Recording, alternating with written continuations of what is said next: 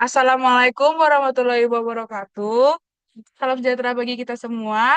Kami dari kelompok satu akan memaparkan hasil kerja kami, yakni analisis peramalan rata-rata perbedaan suhu harian kota Nebraska dengan tujuan untuk memenuhi penugasan metode peramalan finansial. Next. Sebelumnya kami akan memperkenalkan anggota kelompok kami. Yang pertama, ada Sarah Dava dengan 3 digit NRP terakhir 004. Lalu ada Kansa Peridia Naura 012. Lalu ada saya sendiri Olga Julianti Simajuntak 044. Lalu ada Rosa Fridiani 046. Muhammad Nurmadani 072. Dan terakhir Adia Saputra Setiawan 074. Next. Oke, pertama ada pendahuluan.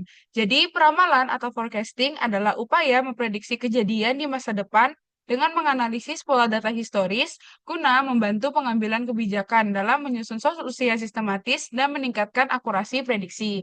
Salah satu metode peramalan jangka pendek yang akurat adalah model ARIMA atau Autoregressive Integrated Moving Average yang cocok untuk data deret waktu dan bertujuan menentukan hubungan statistik antara variabel dengan nilai historisnya melalui notasi ARIMA PDQ.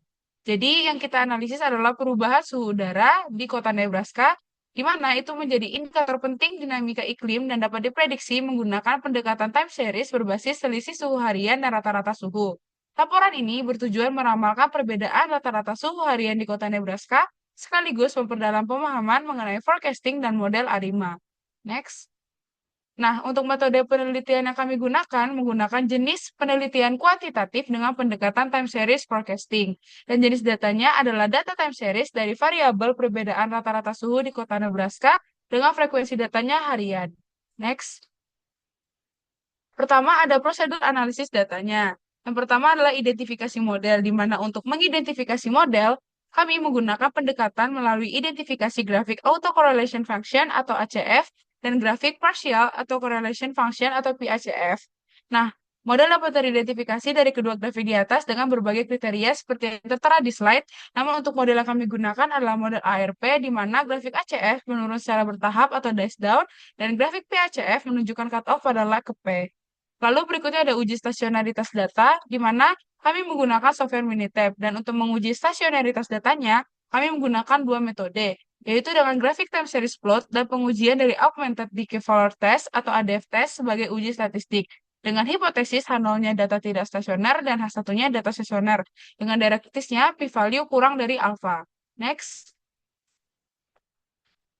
Lalu berikutnya ada pengujian diagnostik dan analisis residual. Pada pengujian diagnosis residual ini dilakukan untuk membuktikan kecukupan model dan terdiri dari dua uji, yaitu yang pertama ada uji asumsi white noise, di mana residual dikatakan white noise ketika residual independen mempunyai min 0 dan variansnya konstan. Pada penelitian ini digunakan Jung box text dengan hipotesisnya H0-nya itu residual independen dan H1-nya residual tidak independen. Dan H0-nya akan ditolak apabila nilai statistik uji Q lebih besar dari 2K kurang P kurang Q. Lalu berikutnya ada uji asumsi berdistribusi normal, di mana selain bersifat independen, residual juga harus berdistribusi normal. Dan kami menggunakan pendekatan secara visual, yaitu grafik normal probability plot of residuals. Terakhir ada peramalan model titik dan rentang, di mana peramalan model adalah metode atau pendekatan matematis atau statistik yang digunakan untuk memprediksi nilai di masa depan berdasarkan data historis.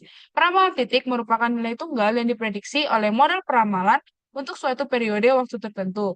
Dan yang terakhir, peramalan rentang adalah kisaran nilai yang mungkin terjadi dengan tingkat kepercayaan tertentu dan di sekitar titik peramalan. Berikutnya akan dilanjutkan oleh teman saya.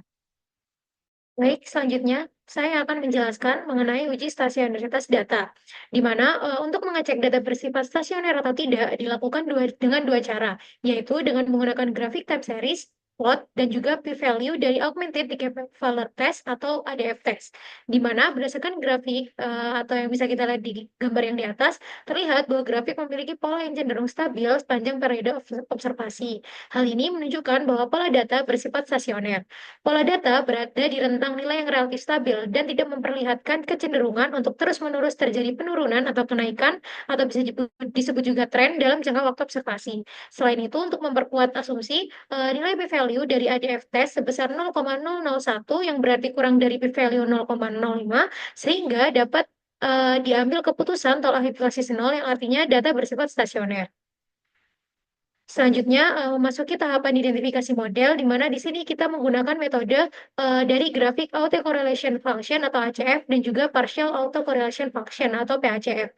Di mana untuk Graphic Autocorrelation Function sendiri terjadi dice down yang menunjukkan bahwa model data ini adalah model AR atau model autocorrelation. Selanjutnya, pada Graphic Partial Autocorrelation Function atau PACF terjadi cut off setelah leg 1 yang menunjukkan bahwa model data ini adalah model AR1 atau autocorrelation 1 pada leg 1. Selanjutnya memasuki tahapan cek diagnostik yang bertujuan untuk mengecek residual dari data, di mana pada gambar pada PPT ini menunjukkan bahwa pada asumsi uji white noise, di mana menunjukkan residual independen atau tidak. Dari hasil modified box pairs atau Lijung box chi-square statistik, nilai p-value pada leg 12, 24, 36, dan 48 lebih besar dari 0,05, sehingga gagal telak H0 yang berarti tidak ada bukti yang cukup untuk menyimpulkan adanya autokorelasi residual model hingga leg 48. Hal ini membuktikan bahwa model telah menangkap semua informasi data historis hingga periode 48.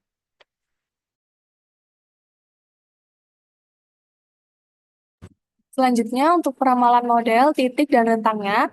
Nah, berdasarkan hasil dari final estimates of parametersnya, kita memperoleh nilai dari psi nolnya sama dengan min 0,130, psi satunya sama dengan 0,5018, mu-nya sama dengan min 0,261. Kemudian dari residual sums of squares-nya diperoleh bahwa sigma A kuadratnya sama dengan 1,05690. Next. Nah, untuk hasil peramalannya dapat dilihat dari forecast from time period 100.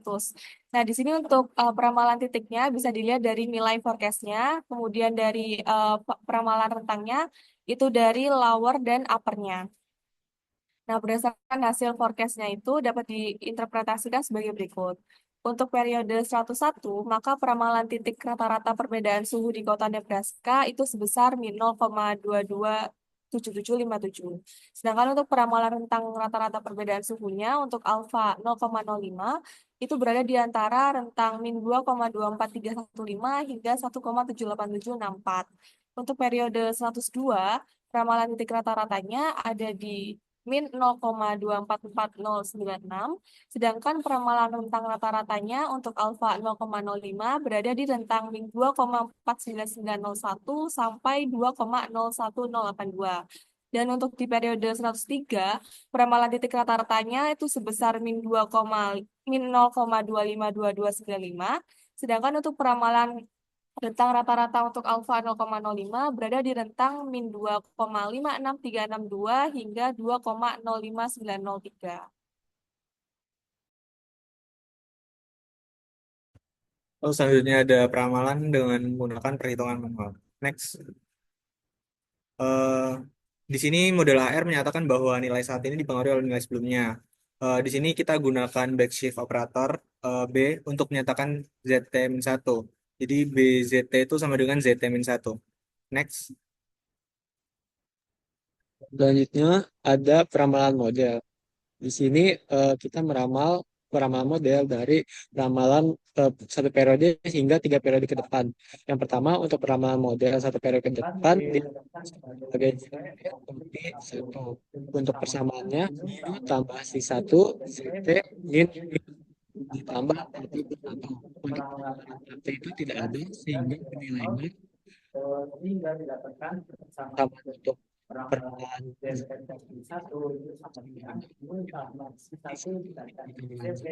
yo ada peramalan 2 periode ke depan satu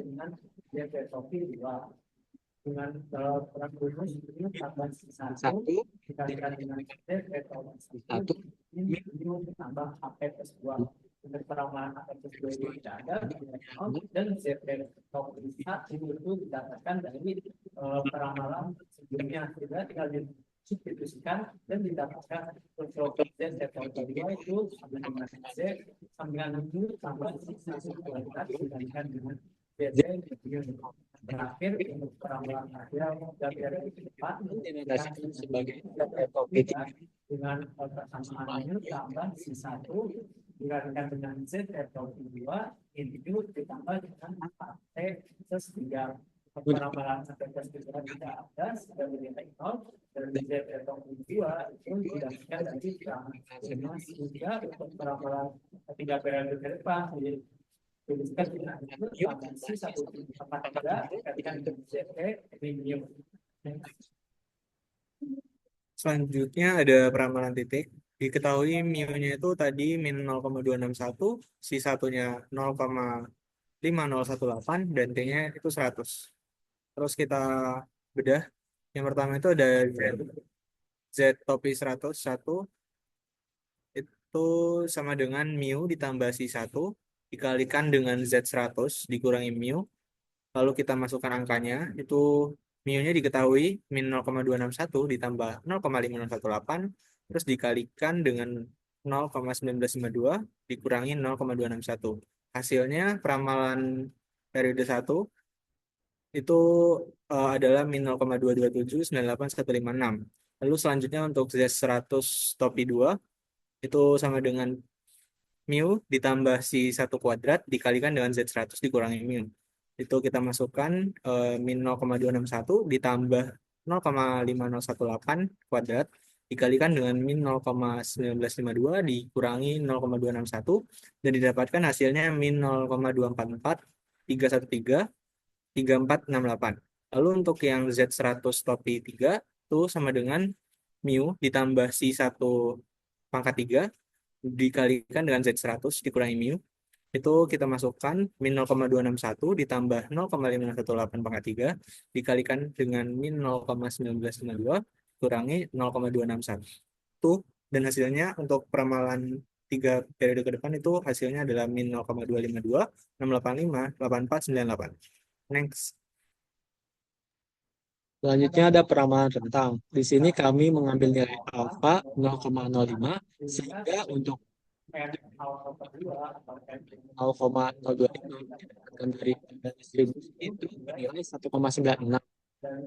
Kami juga mengambil nilai 0,18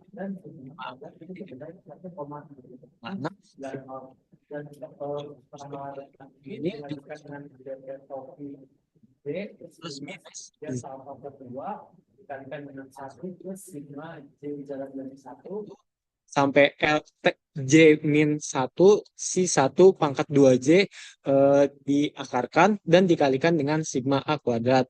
Sehingga dari rumus peramalan rentang itu kita bisa dimasukkan nilai-nilai yang sudah diketahui sebelumnya dan didapatkan untuk peramalan rentang satu periode ke depan itu berkisar dari minus 2,29950,156 sampai 1,843533844. Dan untuk peramalan 2 periode ke depan juga setelah dimasuki nilainya dengan semua yang sudah diketahui sebelumnya bernilai di antara kisaran min 2,57055697 sampai dengan 2,081694234. Dan yang terakhir untuk peramalan rentang 3 periode ke depan setelah disubstitusi semua nilai yang sudah diketahui memiliki rentang di antara minus 2,64078,031 sampai dengan 2,135408161. Next. Oke, yang terakhir adalah kesimpulan. Berdasarkan peramalan atau forecasting yang sudah dilakukan oleh peneliti, baik menggunakan software Minitab dan menggunakan perhitungan manual, pada kedua metode yang sudah disebutkan hasilnya tidak terdapat perbedaan yang signifikan. Hal ini membuktikan bahwa ketika kita melakukan peramalan, baik dengan software maupun dengan perhitungan manual, hasilnya akan cenderung konsisten dan tidak akan menunjukkan perbedaan yang signifikan. Next. Thank you so much. Sekian presentasi dari kelompok kami. Kurang lebihnya mohon maaf. Wassalamualaikum warahmatullahi wabarakatuh.